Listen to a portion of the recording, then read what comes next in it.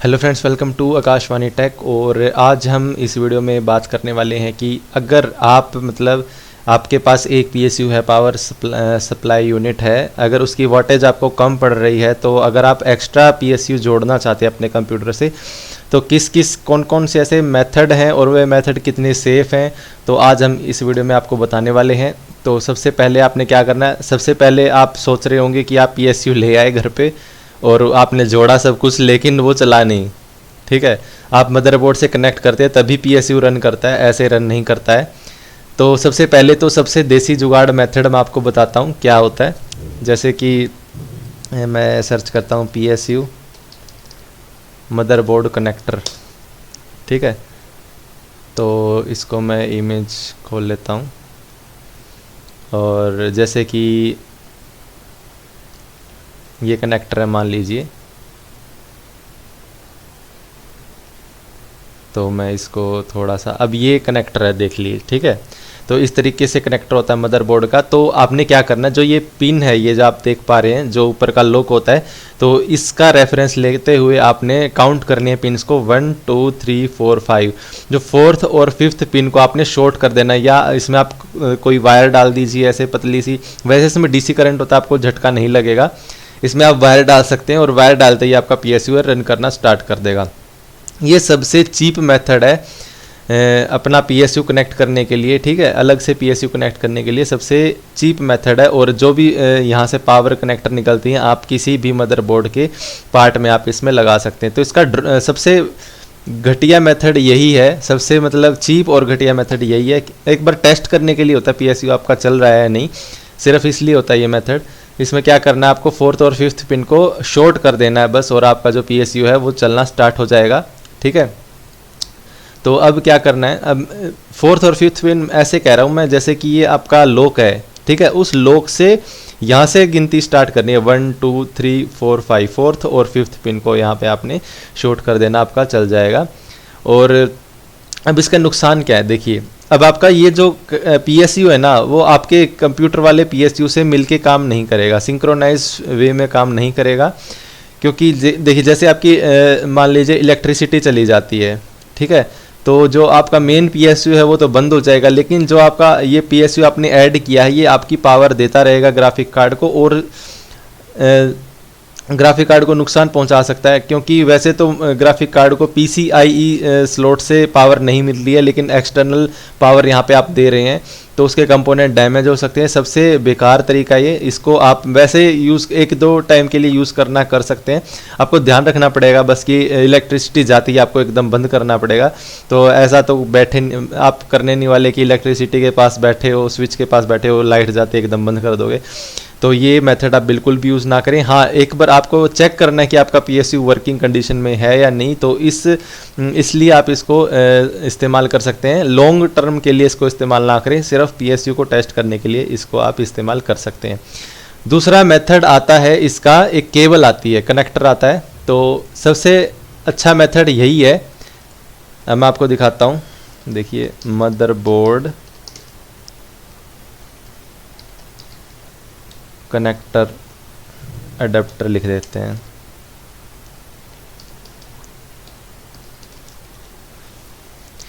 तो आपको इस तरीके से ये अडेप्टर मिल जाएगा। इसका लिंक मैं डिस्क्रिप्शन में दे दूंगा, और ऑफलाइन भी आपको ये 500 रुपये में ही मिलती है। मेरे को 500 रुपये में ही मिली है ये कनेक्टर केबल। तो इसमें क्या करना आपने, मैं आपको दिखाता हूँ। जो ये बीच वाली है ना, बीच वाला जो कनेक्टर है, ठीक है, ये आपने कनेक्ट करना है अपने मदरबोर्ड में, या फिर आप ये कौन सा भी कनेक्टर इन दोनों में से आप मदरबोर्ड में कनेक्ट कर सकते हैं, कोई दिक्कत नहीं है।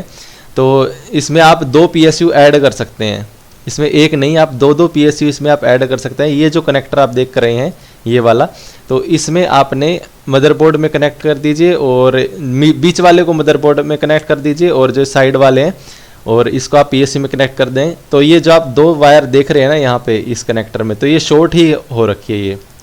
ठीक है, तो ये क्या करेगा कि जैसे आप मदरबोर्ड में बीच वाले कनेक्टर को कनेक्ट करेंगे, तो ये देखिए 2 वायर निकली हुई है, फोर्थ और फिफ्थ पिन वाली। ये 2 वायर यहाँ से ले जाके इसके फोर्थ और 4th और 5th पिन में यहाँ पे कनेक्ट कर रखी है और सेम ऐसे ही वायर इसमें यहाँ पे कनेक्ट कर रखी है, ठीक है। तो ये PSU को आपको ऑन कर देगी और आपके जो PSU जितने भी मल्टीपल PSU हैं 2 या 3, इसमें 3 PSU तक ही आप कनेक्ट कर सकते हैं, 4 PSU यहाँ पे कनेक्ट नहीं कर सकते हैं।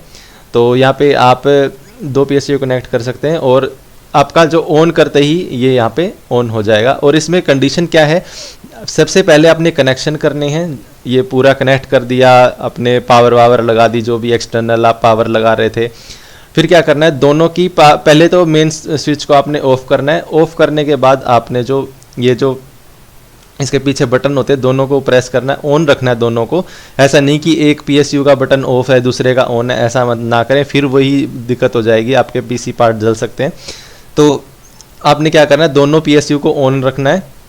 ऑन रखते ही जैसे आप पावर बटन पे क्लिक करेंगे तो आपका जो है सारे PSU ऑन हो जाएंगे। और जैसे ही लाइट अगर जाती है, बाई चांस कंप्यूटर बंद होता है, तो दोनों PSU ही एक साथ बंद होंगे, ठीक है। ऐसा नहीं कि एक PSU चलता रहेगा। तो ये बेस्ट मेथड लगा मेरे को आपका PSU कनेक्ट करने के लिए। तो माइनिंग, अगर आप माइनिंग करते हैं तो आपको ये बहुत ज़्यादा हेल्पफुल होने वाला है ये चीज़, क्योंकि आपको एक्सटर्नली पावर देनी पड़ती है ग्राफिक कार्ड को। तो एक PSU में इतने PCIe स्लॉट नहीं होते हैं जो कि आप मल्टीपल ग्राफिक कार्ड को दे सकते हैं। तो आपको एक अलग से PSU परचेज करना पड़ता है और उसके लिए ये पावर अडेप्टर जो है आपके लिए सबसे बेस्ट है। और एक और चीज़ आती है, उसका नाम थोड़ा याद नहीं है, उसका नाम तो था मदरबोर्ड PSU कनेक्ट लिख देते हैं तो इसमें आ जाना चाहिए। वैसे तो वो उसका नाम तो होता है PSU2, ऐसा कुछ नाम होता है उसका। और अब बात करते हैं हमारा थर्ड मेथड। ये भी इतना ही सेफ है जितना हमारा सेकंड मेथड, लेकिन फर्स्ट मेथड मैंने जो बताया था वो आप मतलब उसको टेस्ट करने के लिए यूज़ करें। सेकंड मेथड आप यूज़ कर सकते हैं। और थर्ड और सेकंड मेथड में जो पावर केबल्स होती हैं वो थोड़ी ऐसे नहीं कि आप सस्ती सी ले आए, मतलब अच्छी खासी उसकी थिकनेस होनी चाहिए, कॉपर वायर होनी चाहिए। तो अब थर्ड मेथड मैं आपको बताने वाला हूँ, उसका नाम है ऐड टू PSU। तो ये एक कनेक्टर होता है, तो इस तरह से ये कनेक्टर आता है। ये दिखा देता हूँ मैं इमेजेस में जाके। तो यहाँ पे इस तरह की कोई चिप होती है, अमेज़न पे चलते हैं। तो इस तरीके से कोई एक चिप आती है, इसमें आपने पावर देनी है और बस यहाँ पे आपने अपनी जो मदरबोर्ड कनेक्टर है वो कनेक्ट करना है। और इसको यूज़ भी आप कर सकते हैं। मुझे इतना फ़ायदेमंद ये लगा नहीं। आपका जो केबल वाला मेथड है वो सबसे बेस्ट है, बाकी आप इसे भी यूज़ कर सकते हैं, बिल्कुल इजी है। ये आपका जो यहाँ पे मदरबोर्ड की पावर लग जाएगी, यहाँ पे आप अलग से पावर दे सकते हैं और डिफरेंट मदरबोर्ड्स में आप जो कनेक्टर निकलते हैं उसको कनेक्ट कर सकते हैं, ठीक है। तो ये भी काफ़ी अच्छा मेथड है, ठीक है। इसमें थोड़ी सी बस ये चिप वगैरह डाल दी है बस, और कुछ नहीं है।